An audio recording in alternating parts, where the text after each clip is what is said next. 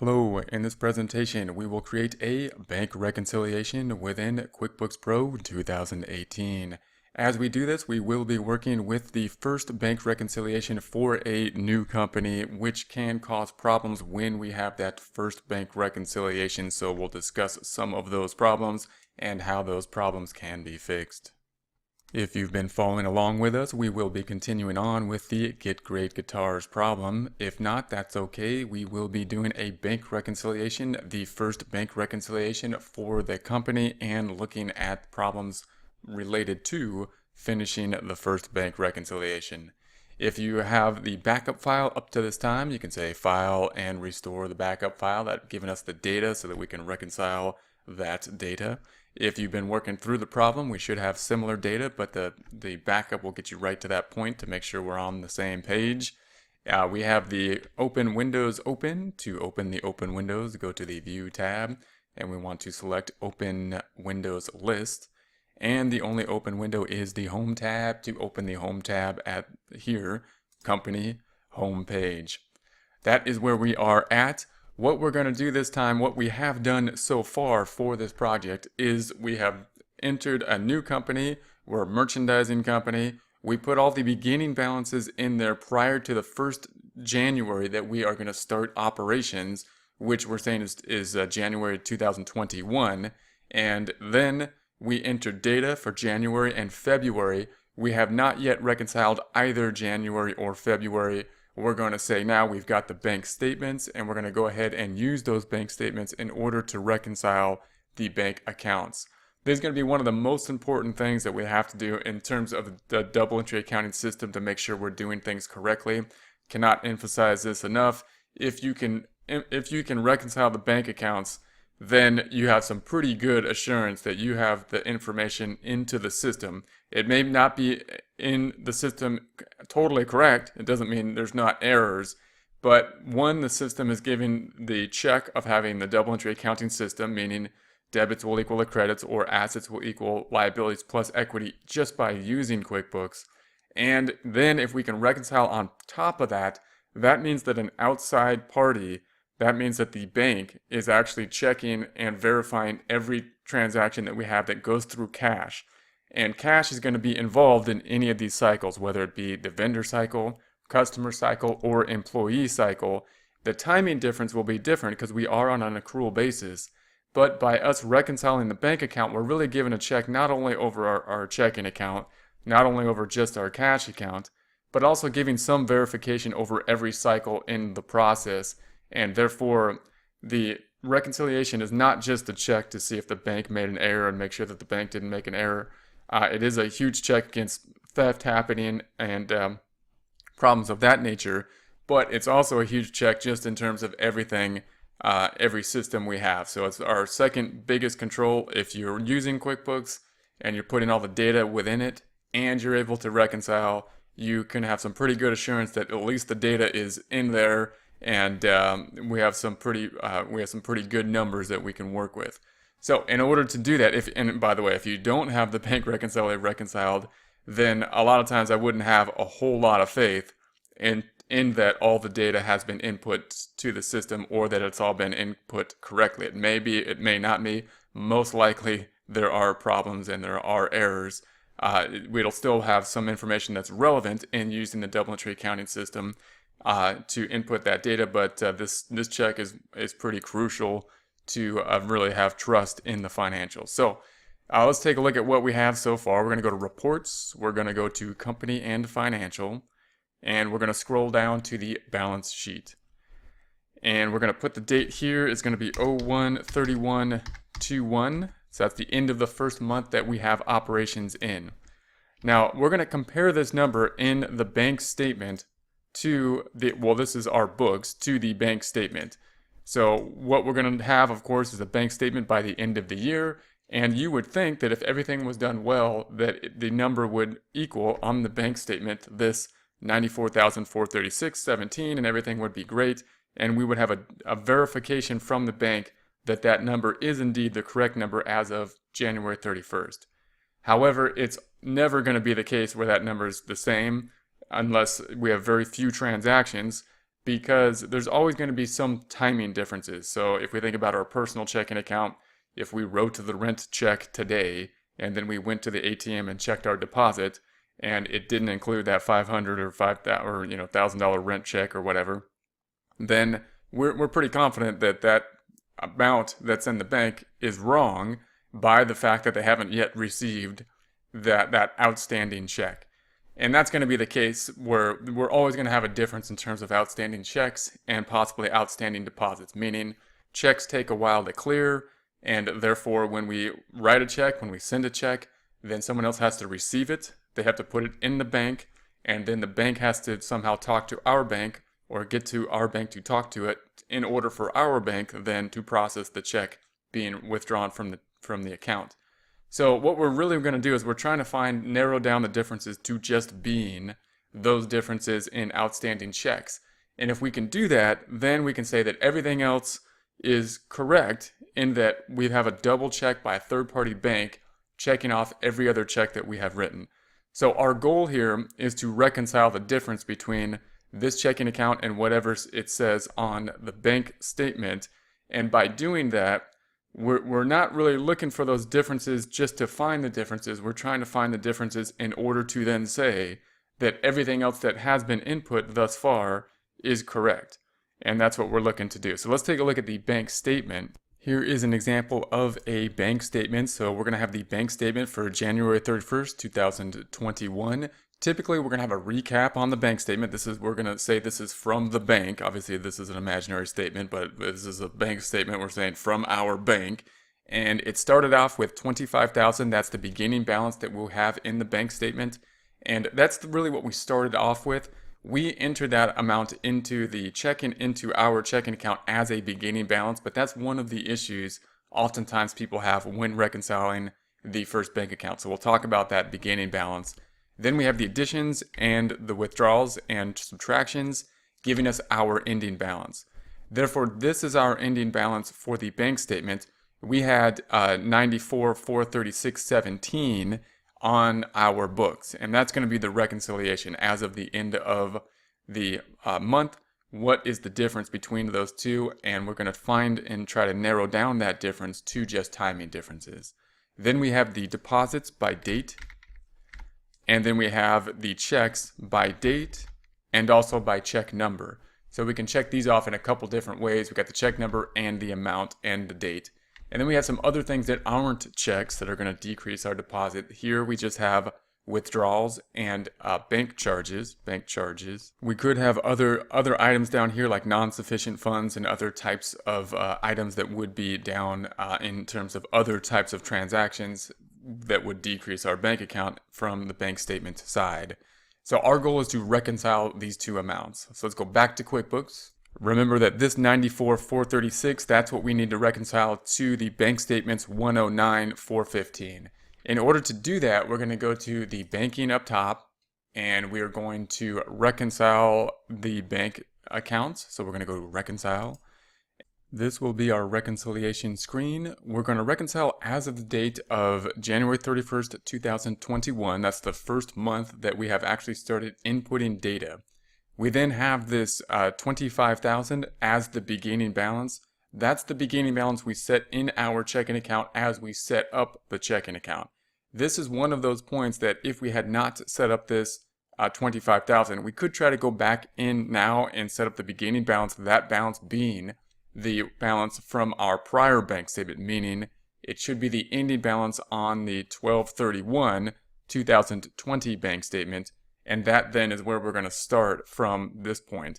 So we need to have that beginning balance in there either in this form here, or note that we need to include it in the check register at some time, typically before the date that we're starting to input data into, so that it doesn't affect our income statement on the current date or any of the balances on the current date. It just gives us the bank balance as it needs to be in accordance with the bank statement.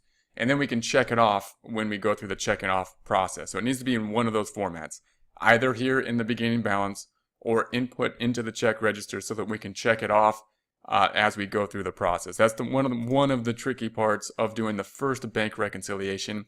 Once it has been completed, once you've done the first bank reconciliation, the beginning balance should always be the same as long as we've completed the process correctly, because we will end off with the ending balance of the prior bank statement, which will always equal the beginning balance. So we have some assurity, and you'll be very confident with that once you start doing the bank statements a few times. But the first one, oftentimes we don't have a lot of confidence with it when we're first, learning the first bank reconciliation.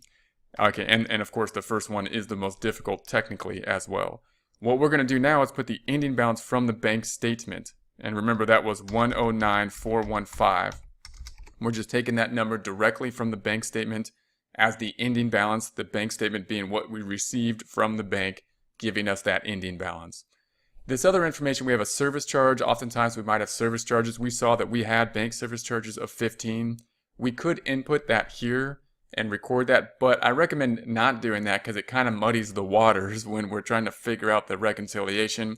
It's easier in some ways to just put that in place in the register or some other format so that when we reconcile, we can check it off.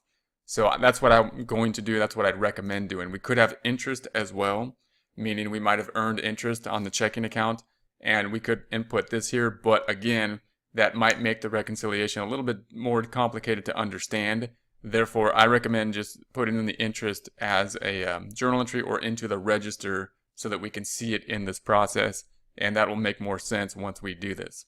So I'm going to say continue now, and this is what the bank reconciliation screen looks like. So we have on this side the checks and payments. So this is everything decreasing our books in terms of cash, and we have the date, we have the check number, we have the payee, the amount. And the check number and the amount are really the most relevant, and then of course the date. However, the dates are not always going to follow through the bank statement because of those timing differences, whereas the check numbers and the amounts should tie out exactly. On the deposit side, we have the date, and really the only other relevant item is the amount. And so that's how we're going to have to check off the deposits. Now, typically there are less deposits, so they're going to be easier to do, even though we don't have that added set of data being the check numbers for them. At the bottom here, we have our reconciliation. The difference right there, that needs to be down to 0. Once that is at 0, then we should be reconciled and everything is good, meaning the difference between our books and the bank has been reconciled. So what this is saying is that this 25,000 is what has currently been cleared. That's our beginning balance.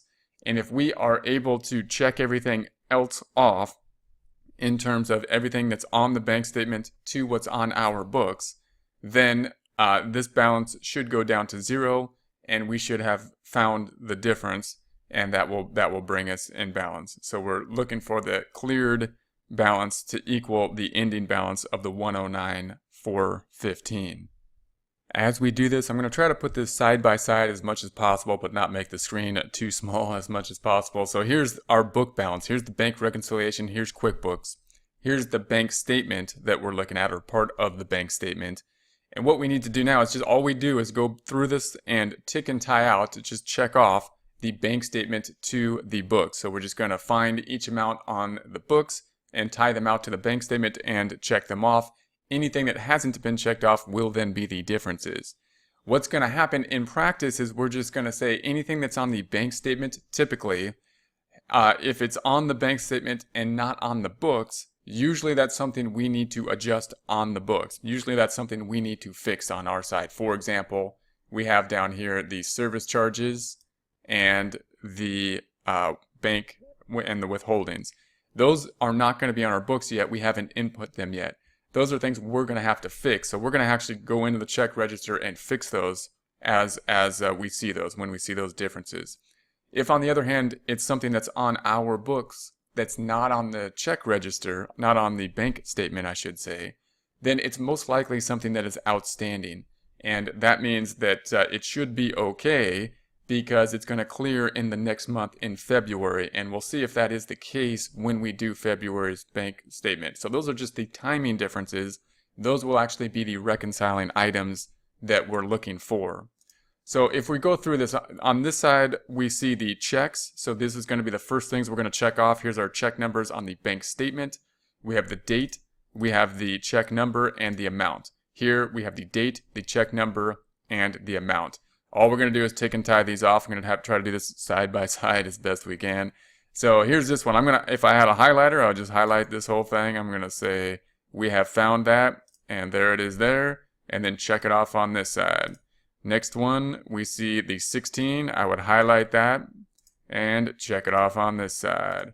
Next one, we see the 7,000. Note the dates are not the same because they cleared later, always going to be later on the bank statement, but the amounts are the same and the check number is the same. So all we're going to do is just say, we found that one, check it off. Next one, there's the 400, there's the 400, we found that one. We're going to clear that off. There's the 598, there's the 598, we found that one. We're going to go ahead and check that off. And then I don't see this 11, I see the 620. That's the next one we have, number 1008. So we're going to check off the 620 and skip those other two. Found that. And then we see the 15. That's going to be down here, check number 1010. So we find that. And there are the withdrawals. Now we don't see the 80 or the 15 over here. That means we're probably going to have to fix it. And we see these other checks that were written in January. This check number 1006, 1007, 1009. Those are in our books, but not over here. But we're not overly concerned with those because it looks like those were written at the end of the month. And therefore, we're going to have to check them off probably next month. So if we were concerned about those, especially like this check here, we might want to make sure that that has cleared. We can call the bank and say, hey, did that clear in February?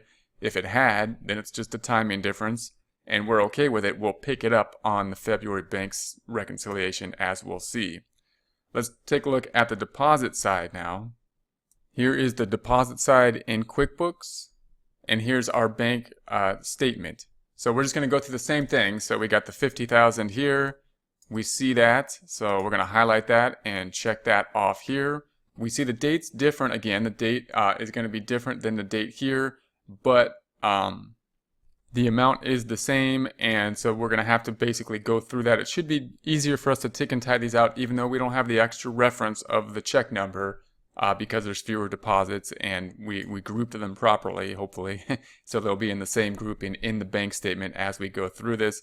That's part of the benefits of grouping the deposits together and going through that undeposited fund process in the when we enter the deposits. So here's this number. There's the 65. There's the 628. There's the 628. There's the 20,500. There's the 20,500. So we have found all that. And if we look at our reconciling item then, we see that we're off by 95. That 95 is the difference from our bank statement that we haven't yet found a home for because they haven't been input in our system yet. So all we need to do is find a home for these. We need to input this item into our system, and we should be okay after that point. Note that we do have this deposit on January 28th that didn't clear here. It's not on the bank statement, and that might be concerning. We might want to call the bank and say, hey, did that clear? As of the end, it's been 3 days. Did it clear in February? If it had, that's okay. Then it's just a timing difference. We're just going to reconcile it. Note that it is a timing difference and move forward. Now what we will do is take this 80 that is on the bank statement and enter it into our books in QuickBooks. There's a few ways to do this. I'm going to do it what I believe is the easiest way, and that is by the register. So we're going to select banking. We're going to go down to use register. And it automatically opened the checking account because we have the bank reconciliation open. And I'm going to enter it as of the end of the month, 01/31/21 being the date. It's not going to have a check number. I usually put something else like other in there, some other reference number. And I don't know who the payee, it looks like a withdrawal that we had. So we might have gone to the ATM or the bank and pulled out money and not reference where it was going to. And so we're going to put 80 is the amount that's going to have to be decreased. Now, we don't know where it might have been a draw that we took money out of the business checking account for personal use, or it might have been a business expense that we pulled money out. We're going to assume here that it is a business expense that we used the money for. This is one of the things that we have to go through when we see these differences on the bank statement from our books and enter them into our books. We know that the cash account needs to go down, but we also have to have some other account for our reconciliation process. Typically, it would be some kind of expense if there was a decrease on the books. It might be draws, however. So if we took the money out for personal use, we should select draws or the capital account, so it's not decreasing our net income because it's not really part of the business operations. And so in that case, we would use the capital account. So if it was a draw and you were looking for a draw, we do have an owner's draw. You can put it in there. If you don't, you can put it into the equity account. You don't want to put it into an expense because that distorts your income statement. It puts personal expenditures on the income statement, which we typically do not want to have there. We're gonna assume that it was for the business, but we don't know exactly what it was for. So I'm gonna make an account. Our favorite account is a miscellaneous expense, and this is where we're gonna put expense items that we don't know where to categorize, or they're too small for us to categorize them into another grouping or category. So we're gonna say tab, and we're gonna set that up. It's gonna be a setup.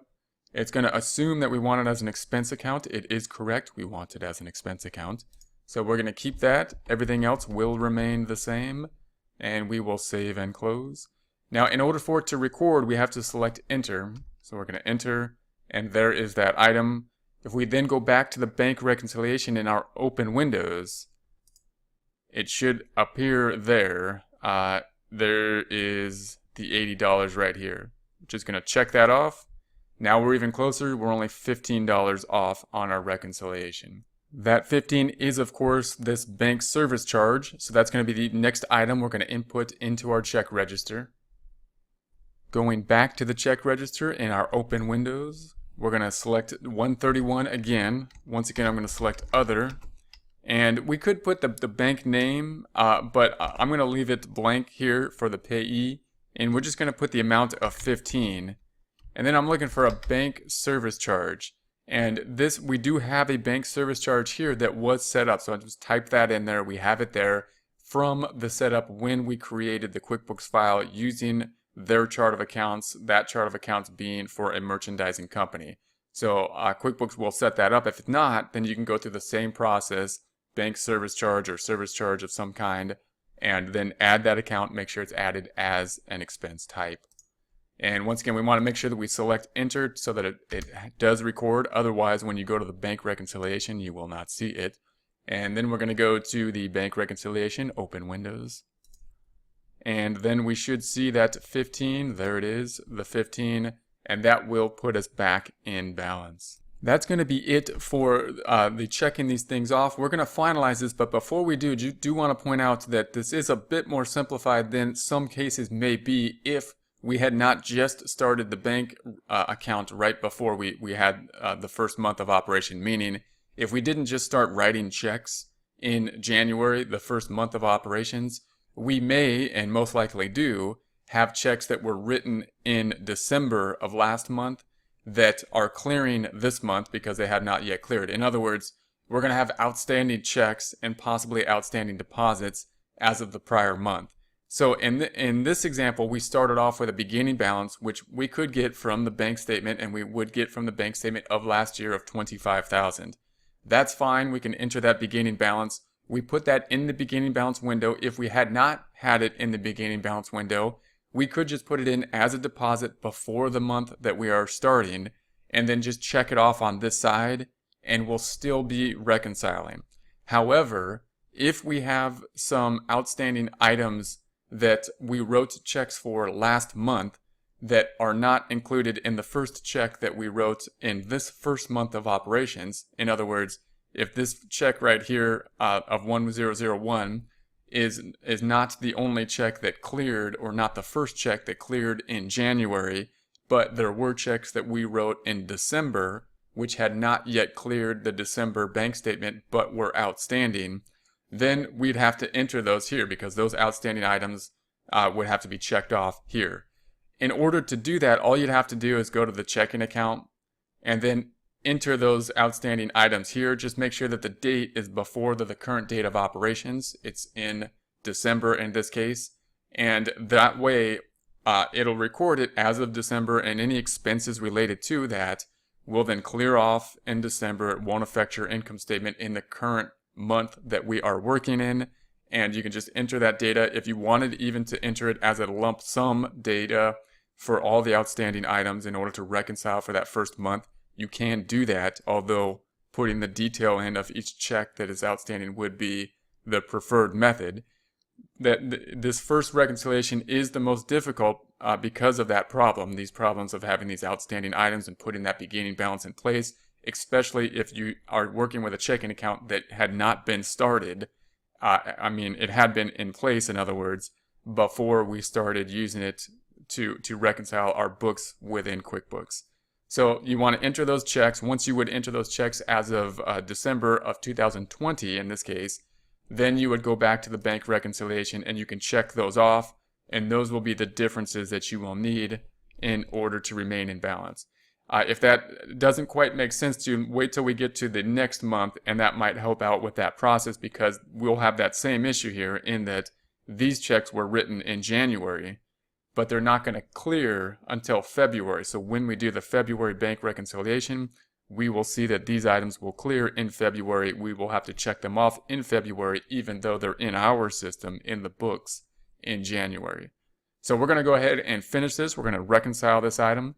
Note that if this is not 0, it's going to give you an error sign and say this is not reconciled, and it's going to ask you if you want to force it to reconcile. I highly recommend not forcing it to reconcile most of the time. Maybe you have to on this first bank reconciliation, but by forcing it to reconcile, it's going to make it do a journal entry. And when it does that, it really defeats the purpose of the bank reconciliation, because again, you have no assurance that everything is checked off, that everything is input, because you don't know exactly what that difference is. And it could be a combination. If this is off by $5 even, it's not just that your cash is off by $5. It could be that you have a deposit of, say, this $12,000 that's off, and then a bunch of checks that are not in there. And it could be a significant difference that a combination of things that are a problem, throwing your balance off by only $5.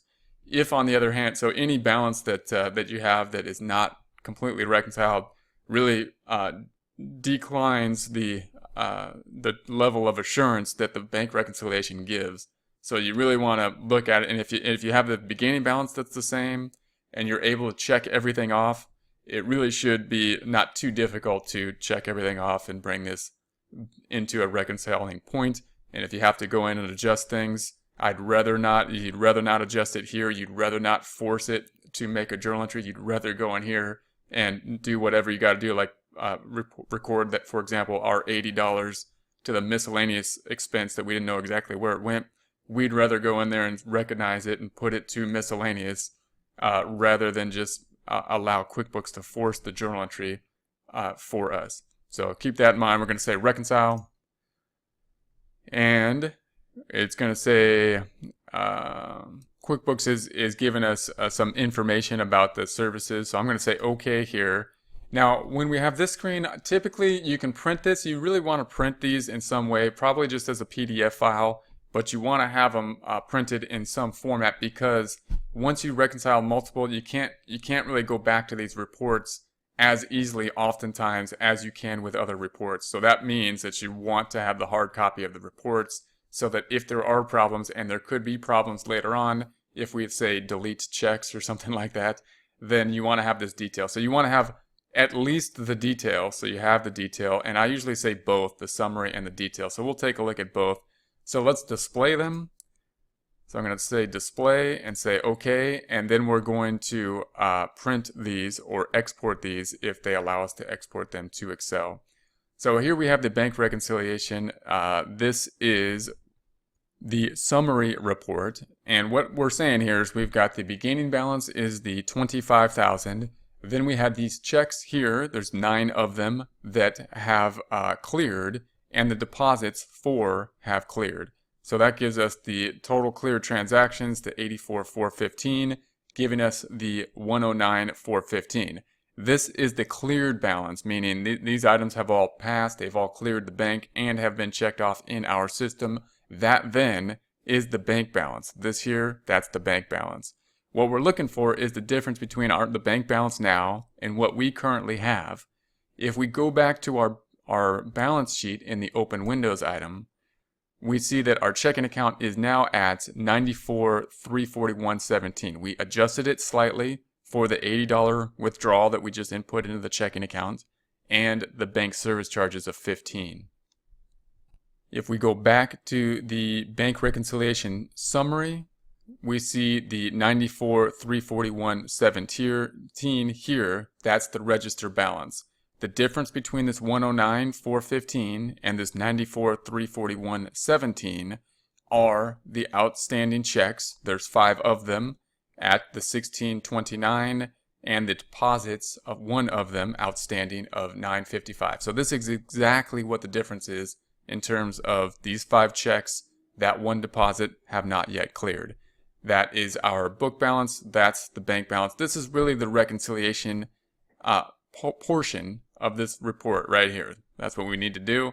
And then we have the new transactions. This is saying that there's 12 checks and payments that are new, and deposits and checks that are new. This giving us the ending balance, our latest balance. In other words, if we go back to our balance sheet over here and we go to our latest point in time, changing the date, for us, we can change it even to the end of the year, 12/31/21. Then we're saying our latest balance is $99,115.56.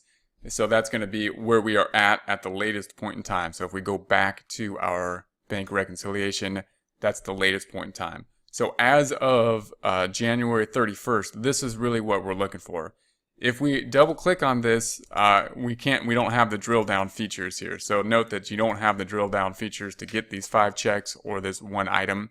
So that means that you do have to have the balance detail. And so I highly, highly recommend printing out the balance detailed report as well. So we're going to go ahead and export this by going to reports up top. We're going to create a new worksheet. And then we're going to place this into a new workbook within Excel. We're going to export this item.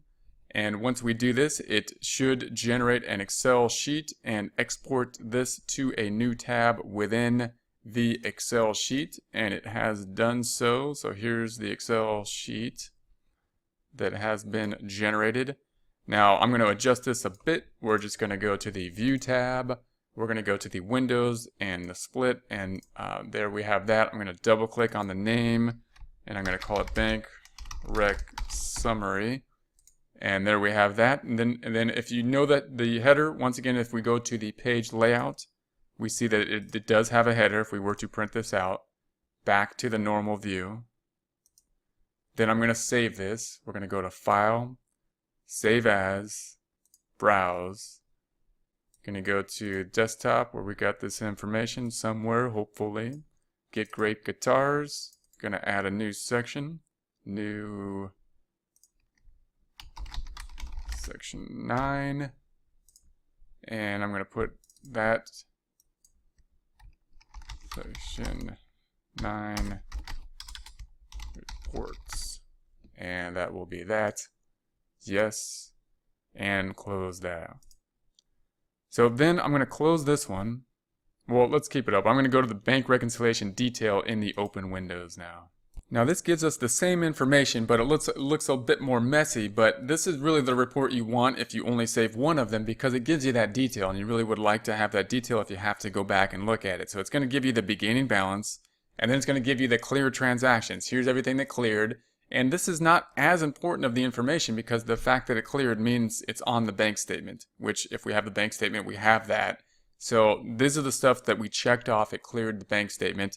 Then we have that cleared balance, which is the $109,415. that's the amount that is on the bank statement as of January 31st, and that equals what has cleared our, the cleared balances that we checked off here on our books. Then we have the detail that's really important, the difference between this number and our book number, the 94,341.17 on our balance sheet versus what's on the bank statement, is the difference of these outstanding checks. The 106, the 107, and so on, these being the amounts, that 1629.33 is the difference. Then we have an outstanding deposit, which is 955.50. That is exactly what the difference is to get here.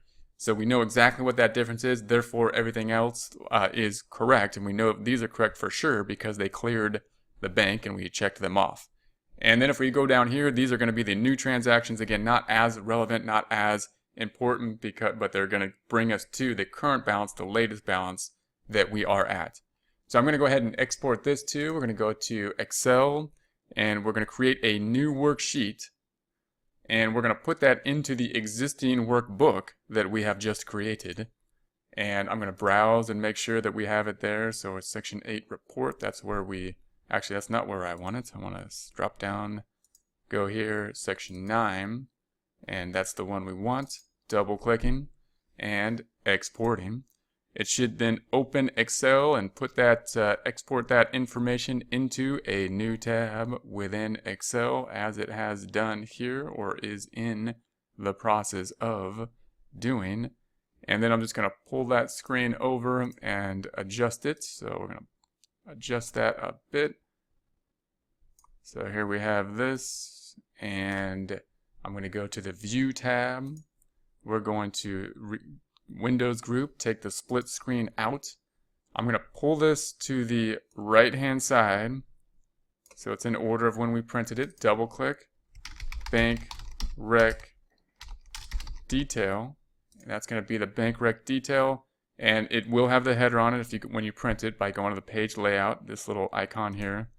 You can see that the header is there. Now if you were to print this, you would want to format it a bit nicer.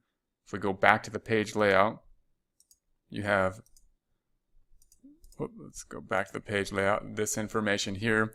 Now obviously if you're going to give this to somebody, then the summary is nicer to give to somebody because it gives you a nice little summary, but you really want the detail if you really want to have this information. If you're going to print this out, you'd want to go to the File tab, you'd want to go to Print, and then we can try to get this on one page wide, and then if it's a few pages long, that's okay. So in order to do that, you'd probably want to adjust this to landscape first, and that'll make it closer.